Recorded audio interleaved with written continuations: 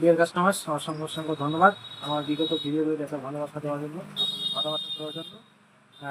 এতদূর আমি এগিয়ে যাচ্ছি এই ফটো ফ্রেম বিজনেসে। তো আজকে একটি দাদা ভাই তার 21 হাজার একটি মাউন্ট দিয়ে ফটো ফ্রেম বানিয়েছে। তো এই ফটো ফ্রেমটি খুব সুন্দর লাগছে। এটা ফ্যামিলি একটা ফটো ফ্রেম। তো ফটো ফ্রেমটি আমাকে অর্ডার করেছিল রায়গঞ্জ থেকে এক দাদা ভাই। সেই ফটো ফ্রেমটি নিয়ে পাঠিয়ে দিলাম।